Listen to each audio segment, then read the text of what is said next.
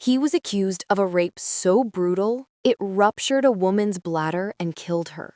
He was the highest paid actor in the world.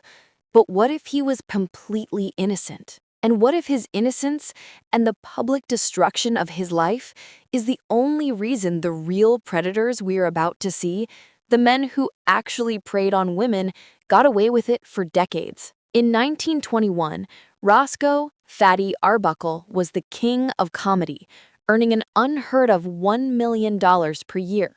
He was a 320-pound giant of joy, adored by millions.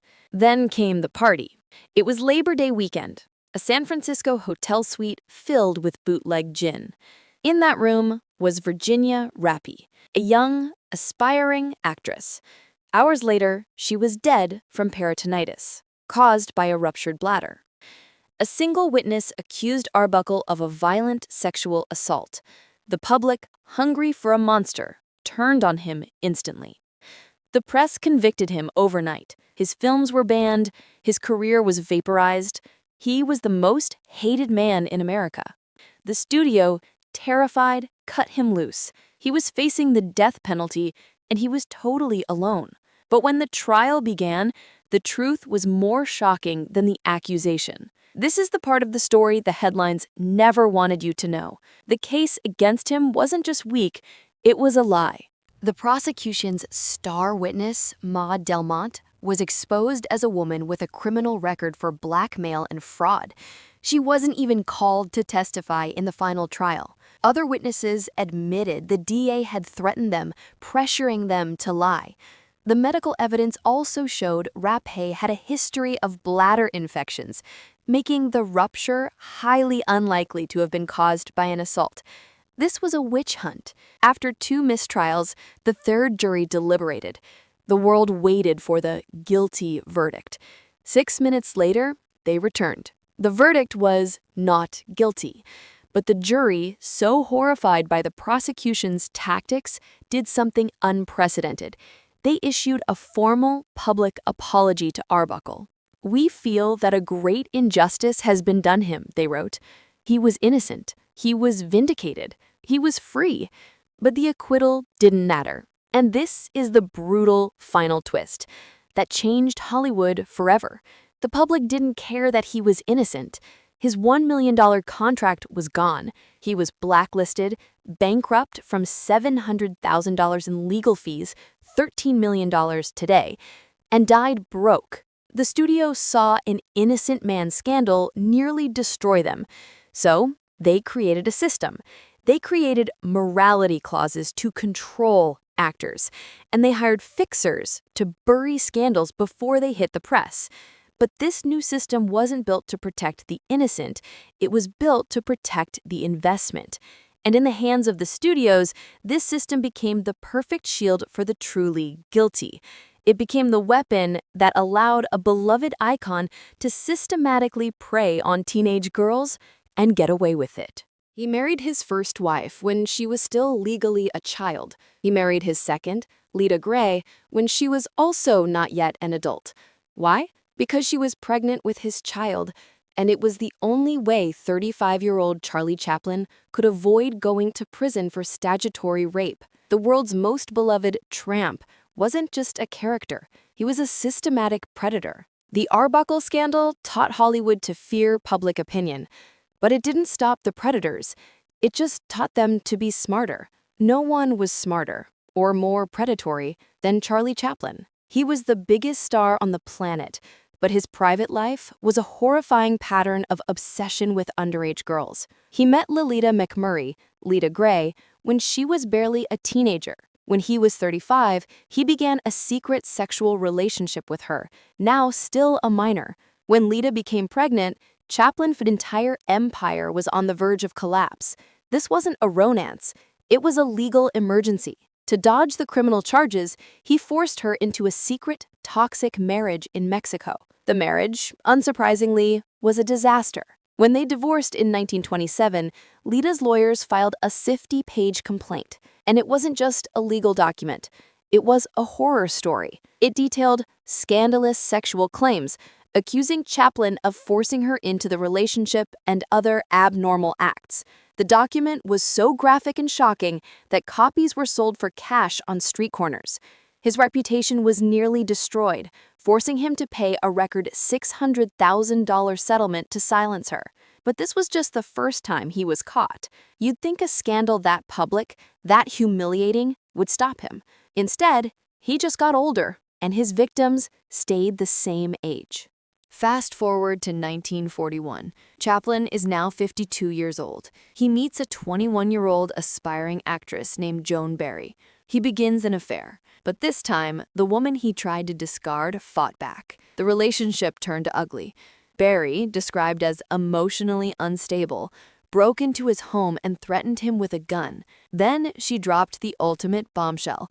She was pregnant, and she claimed Chaplin was the father. The FBI, already trying to deport Chaplin for his political beliefs, saw their chance and even charged him under the Mann Act for taking her across state lines.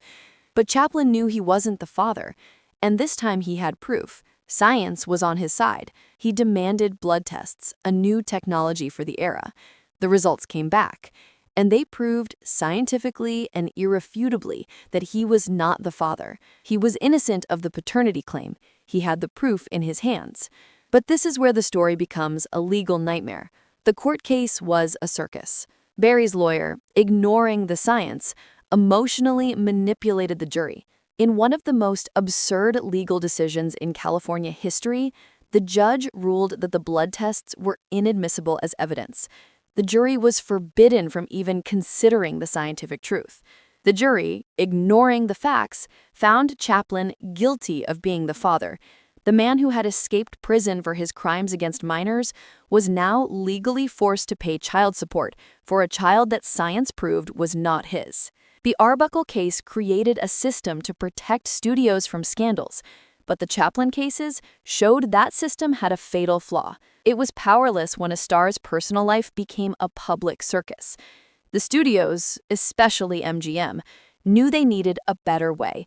They needed to stop scandals before they became public.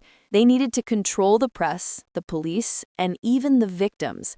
And to protect their biggest investment, the king, Clark Gable, they would perfect this system, creating the most successful and most terrifying cover-up in Hollywood history. If you'd like to support the research we do to uncover deep stories like this one, please take a moment to like this video and subscribe to our channel. Your support means we can continue to bring these untold truths to light. He was the king of Hollywood, the most valuable man in the world to his studio, MGM. She was his devout Catholic co-star. When she got pregnant with his child after what she later called a date rape, the studio didn't panic. They activated the fixers, and the solution they engineered wasn't just a cover-up. It was a cold, calculated act of psychological torture. Clark Gable was the definition of manly. His on-screen persona was rough, charming, and even abusive. He famously slapped his female co-stars, and audiences adored him for it. He was, in short, MGM's billion-dollar asset. In 1935, he was filming Call of the Wild with the beautiful Loretta Young. Then, the unthinkable happened. Young became pregnant. This was a career-ending disaster, but for Loretta, it was a moral crisis. She was a devout Catholic and flatly refused the studio's standard solution for inconvenient pregnancies, a secret, illegal abortion. She was going to have the king's child. MGM couldn't have their biggest star exposed as an adulterer, he was married, and the father of a secret child. The system built from Arbuckle's ruin was activated.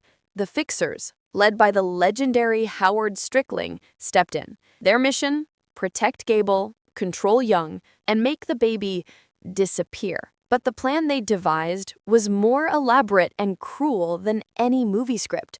They couldn't just get rid of the problem. They had to hide it in plain sight. First, they announced Loretta Young was suffering from exhaustion and was taking a 6-month European vacation. In reality, she was hiding in a small house in Los Angeles, pregnant and alone. But the lie got even more desperate. As her due date approached, Strickling arranged a fake interview with a friendly Photoplay magazine reporter. They photographed Young in her bed, where the 9 months pregnant actress was buried under mountains of pillows and heavy blankets, pretending to be ill to hide her own child from the world. It was a terrifying performance. She gave birth to her daughter, Judy, in secret, but she wasn't allowed to be a mother. The king's daughter was immediately taken from her and sent to a series of orphanages, hidden away for 19 agonizing months. Finally, when the scandal had cooled, the studio executed the final, brilliant step. Loretta Young publicly announced she was adopting 2 children. One of those children was her own biological daughter. This is the true hidden cost of Gable's invincibility, the life of his child. The girl, Judy Lewis, grew up in her own home as her mother's adopted secret. She had no idea that the king, Clark Gable, was her father.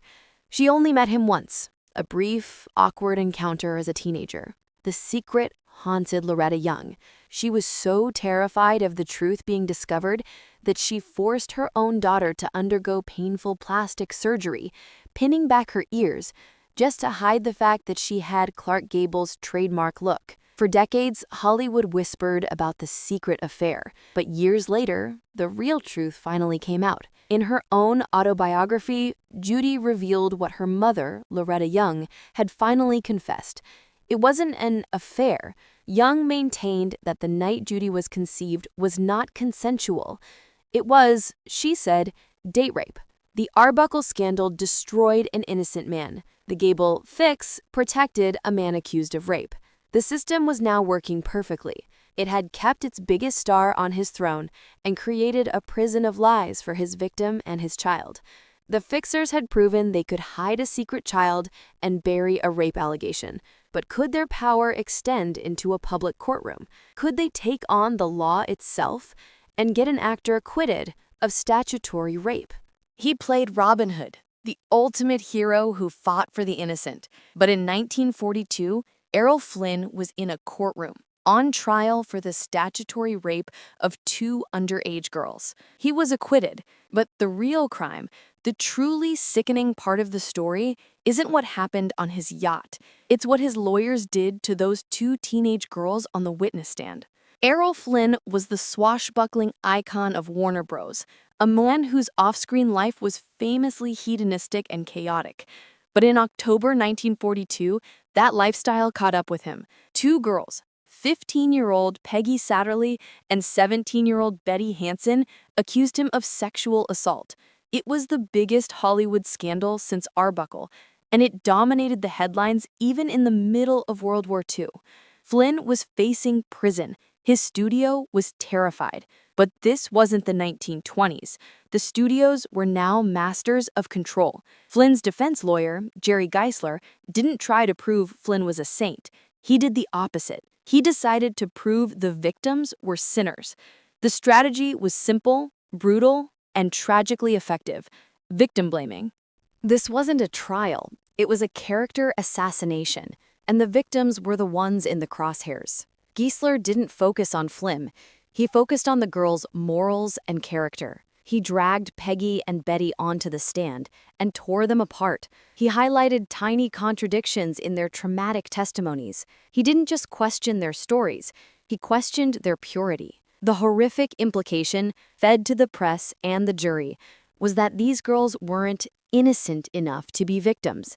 They were portrayed as party girls who knew what they were doing. The girls were publicly humiliated, their names dragged through the mud. The all-male jury deliberated for 24 hours. The hero's fate hung in the balance. The verdict came back not guilty on all counts. Errol Flynn walked free. His romantic hero image was damaged, but the trial had a different effect on his womanizer reputation. It solidified it. The man who just beat a statutory rape charge by slut-shaming 2 teenagers became a legend. But the most sickening part of this story, the part that cemented this injustice into American culture, was what happened next.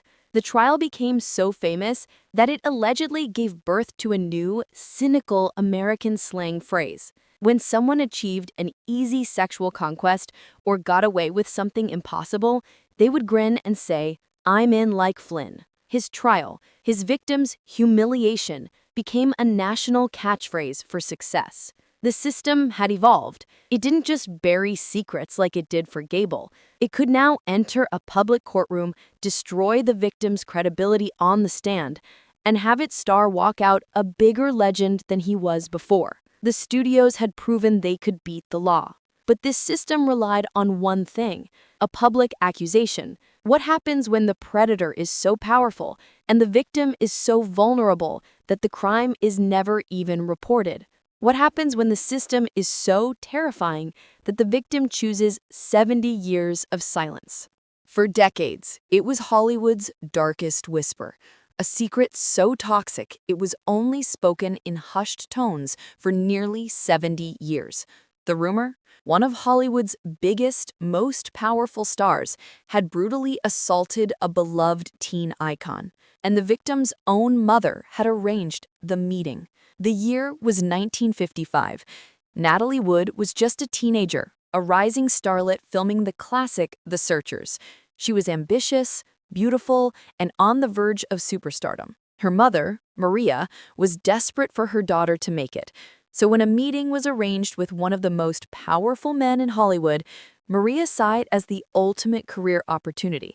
She believed it would open doors. She drove her young daughter to the Chateau Marmont Hotel.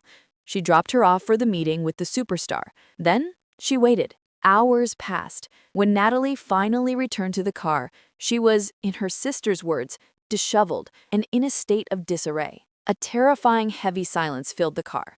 Her mother, seeing her daughter's state, simply asked, "What happened?" Natalie's response, which her sister Lana would not reveal for decades, was a terrified whisper. And in that whisper was the name of Hollywood royalty: Kirk Douglas. This is the most horrifying part of the system. This scandal is different from all the others. There was no public trial, there was no media circus, and the MGM fixers didn't need to be called. This crime was buried the instant it happened, not by the studio, but by the victims themselves. Natalie and her mother were terrified.